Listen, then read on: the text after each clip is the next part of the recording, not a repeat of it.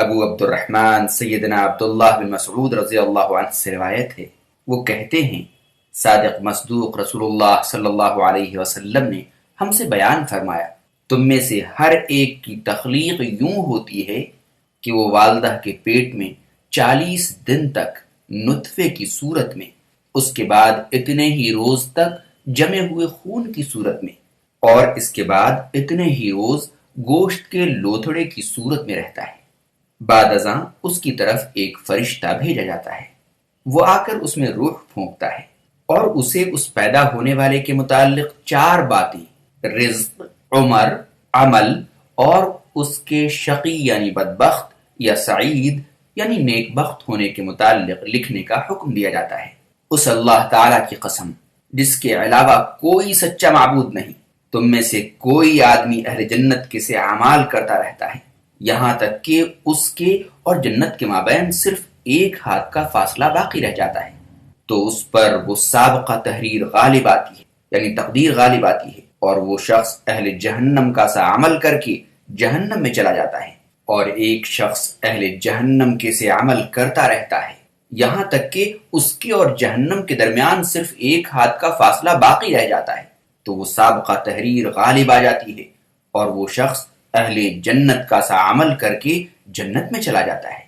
صحیح بخاری حدیث نمبر 3208، صحیح مسلم حدیث نمبر 2643۔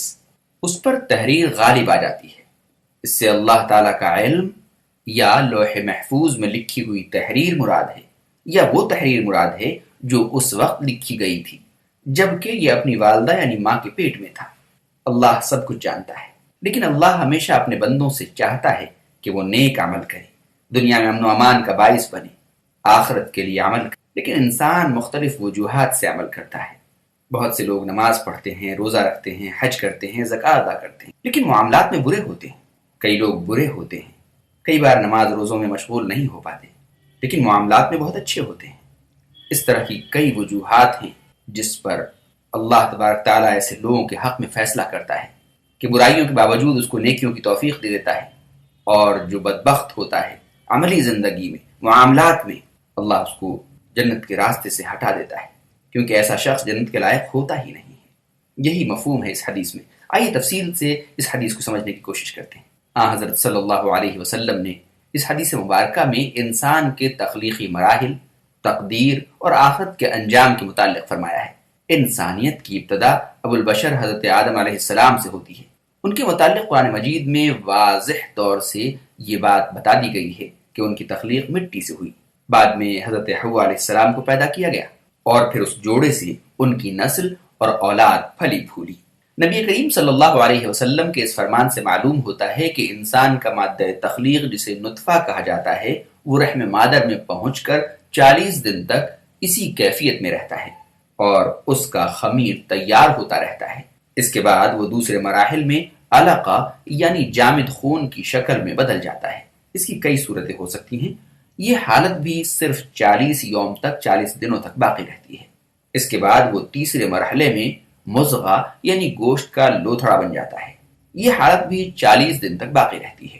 اگر اللہ تعالیٰ چاہے تو انسان کو کن کہہ کر ایک لمحے میں بھی پیدا کر سکتا ہے، لیکن اس کی مشیت ہے کہ انسان کی تخلیق تدریجاً ہو۔ اس میں لاتعداد مصلحتیں اور حکمتیں ہیں۔ مثلا اگر بچہ رحم مادر میں یہ تمام مراحل یکدم طے کر لے تو ماں کے لیے اس کا برداشت کرنا مشکل ہی نہیں بلکہ ناممکن ہو جاتا۔ یہ مراحل ماں کے لیے سہولت کا باعث ہیں۔ اللہ تعالیٰ کی قدرت و کبریائی کا اظہار بھی ہے۔ انسان اگر اپنی تخلیق کے ان مراحل پر ذرا غور کرے تو غرور و تکبر سے باز رہے۔ قرآن مجید میں بار بار انسانوں کو اپنی حقیقت پر غور کرنے کی طرف توجہ دلائی گئی ہے۔ جو اللہ تعالیٰ بدبودار پانی کے قطرے سے انسان بنانے پر قادر ہے، تو مرنے اور مٹی ہو جانے کے بعد دوبارہ پیدا کرنا بھی اس کے لیے کوئی مشکل نہیں ہے۔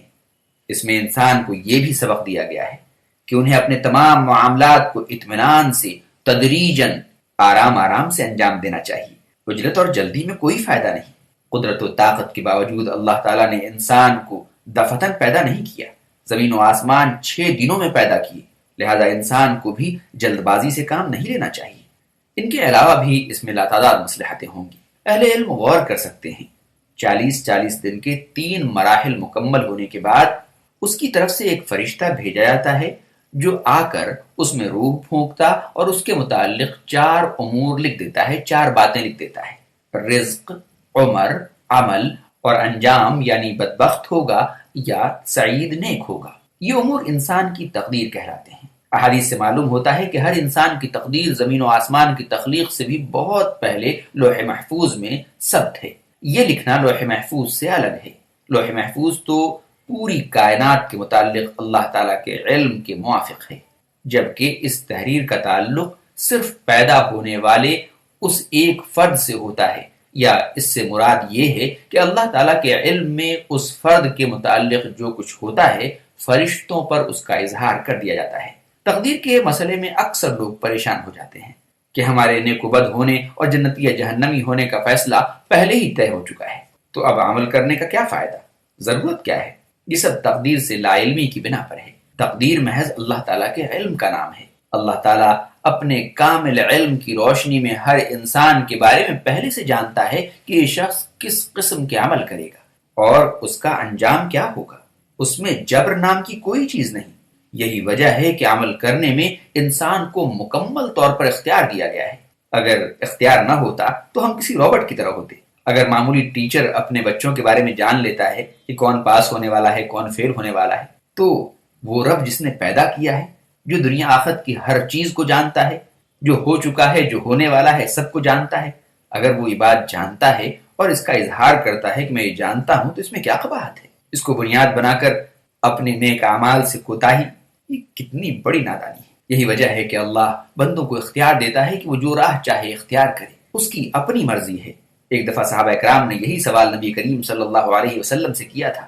آپ نے فرمایا، تم عمل کرتے رہو، ہر ایک کو اس عمل کی توفیق مل جائے گی جس کے لیے اسے پیدا کیا گیا ہے۔ ایک اور حدیث میں ہے کہ اللہ اپنے بندوں کی امید کے ساتھ ہوتا ہے۔ اگر ہماری امید درست ہوگی تو انشاءاللہ اللہ ہمیں نیکوکاروں میں شامل کرے گا۔ نیز دیکھیے کہ انسان کے رزق کے متعلق بھی تو فیصلہ ہو چکا ہے کہ یہ شخص فلاں فلاں رزق کھائے گا، وہ رزق اسے لامحالہ مل کر رہے گا۔ لیکن اس ایمان کے باوجود انسان حصول رزق کے لیے مکمل محنت کرتا ہے اور ہاتھ پاؤں مارتا ہے۔ اسی طرح اس کے عمر کے متعلق بھی پہلے سے فیصلہ ہو چکا ہے۔ اس کے باوجود وہ اپنے آپ کو زندہ رکھنے کے لیے ہزاروں جتن کرتا ہے اور حوادث و خطرات سے بچنے کے لیے پوری کوشش کرتا ہے، حالانکہ موت برحق ہے۔ اسی وقت آئے گی جب اس کا وقت آئے گا، لیکن موت پر یقین کے باوجود ممکن حد تک انسان اپنے آپ کو خطرات سے بچاتا ہے۔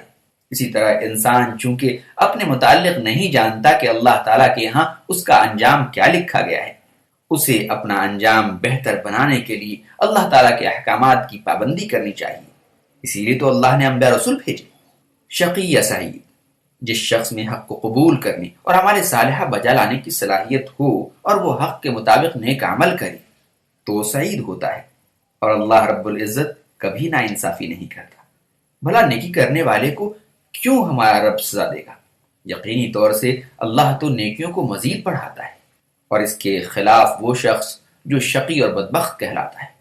ذرا غور کرنا چاہیے حدیث کے اس ٹکڑے پر جس میں اللہ کے رسول صلی اللہ علیہ وسلم نے فرمایا، اس کے بعد حضرت صلی اللہ علیہ وسلم نے قسم اٹھا کر فرمایا، اللہ تعالیٰ کی قسم جس کے سوا کوئی سچا معبود نہیں، کوئی شخص ساری زندگی اہل جنت کے اعمال یعنی صالح اعمال کرتا رہتا ہے، یہاں تک کہ اس کے اور جنت کے درمیان صرف ایک ہاتھ کا فاصلہ باقی رہ جاتا ہے، اور وہ جنت میں جانے کے قریب ہوتا ہے کہ وہ نوشتہ اس پر غالب آ جاتا ہے، اور وہ کوئی ایسا کام کر بیٹھتا ہے جس کے نتیجے میں وہ جہنم رسید ہو جاتا ہے۔ اس طرح کوئی شخص اس کے برعکس اعمال کر کے جہنم میں جانے والا ہوتا ہے کہ اس پر سابقہ تحریر غالب آ جاتی ہے اور وہ توبہ اور نیک عمل کر کے جنت کا مستحق ہو جاتا ہے۔ اس تفصیل سے یہ بھی معلوم ہوا کہ کسی کے جنتی یا جہنمی ہونے کا فیصلہ اس تحریر کی بنیاد پر نہیں ہوتا، بلکہ انسان کے اپنے کیے ہوئے اعمال کا نتیجہ ہوتا ہے۔ نیز یہ بھی ثابت ہوا کہ اپنے یا کسی دوسرے شخص کے ظاہری اعمال صالحہ کو دیکھ کر اس کے قطعی جنتی ہونے کا فیصلہ نہیں کیا جا سکتا۔ نہ معلوم آئندہ زندگی میں اس کے اعمال کیسے ہوں، اسی طرح اس کے گناہوں کو دیکھ کر قطعی جہنمی ہونے کا فیصلہ کرنا بھی مشکل ہے۔ عین ممکن ہے کہ وہ توبہ کر لے اور نیک عمل کر کے اپنے رب کو راضی کر لے اور اس کا خاتمہ بالخیر ہو، زندگی کے آخری لمحے تک نیکی یا بدی کا پانسا پلٹ سکتا ہے۔ اگر انسان کئی بار اس خوف کے ساتھ جیتا ہے تب بھی بہت سی برائیوں سے وہ یوں ہی بچ جاتا ہے۔ آپ نے اکثر دیکھا ہوگا کہ امتحان میں ہم بیٹھتے ہیں خوف کے ساتھ اور وہی خوف ہماری طاقت بن جاتی ہے۔ یہی بات اس حدیث میں سمجھانا مقصود ہے۔ اس حدیث میں نیک اعمال کی ترغیب ہے اور یہ سمجھانا بھی مقصود ہے کہ شاید یہی زندگی کا آخری لمحہ ہو۔ اسی طرح گناہوں سے نفرت دلائی گئی ہے۔ نہ معلوم یہ وقت زندگی کا آخری لمحہ ہو اور گناہ کرتے ہوئے موت آ گئی تو انجام بخیر نہ ہو، کیونکہ انسان کو اپنی موت کا کوئی علم نہیں کہ کب آ جائے، اس لیے اسے ہر وقت اس کی فکر ہونی چاہیے۔ اسی لیے نبی کریم صلی اللہ علیہ وسلم نے یہ دعا تعلیم فرمائی، یا مقلب القلوب ثبت قلبی علی دینک، اے دلوں کے پھیرنے والے اللہ میرے دل کو دین پر ثابت رکھ۔ جامع ترمذی حدیث نمبر 3522۔ ایک اور دعا ہے، یا مصرف القلوب ثبت قلبی علی طاعتک، اے دلوں کے پھیرنے والے اللہ میرے دل کو اپنی اطاعت پر ثابت رکھ۔ مسند احمد۔ نیز قرآن مجید میں مسلمانوں کو دین اسلام کی سلامتی کے لیے یہ دعا سکھائی گئی ہے، ربنا لا تزغ قلوبنا بعد اذ هديتنا وهب لنا من لدنك رحمة انك انت الوهاب۔ سورہ آل عمران آیت 8۔ اے ہمارے رب، جب تو نے ہمیں ہدایت سے سرفراز کیا تو اس کے بعد ہمارے دلوں کو ہدایت سے نہ موڑ اور ہمیں اپنی رحمتوں سے نواز، بے شک تو بے حد و حساب عطا فرمانے والا ہے۔ یہ دعا ہر نماز میں یا نماز کے بعد ضرور کرنی چاہیے۔ دعا ہے کہ اللہ تعالی ہم سب کا خاتمہ ایمان پر فرمائے، آمین۔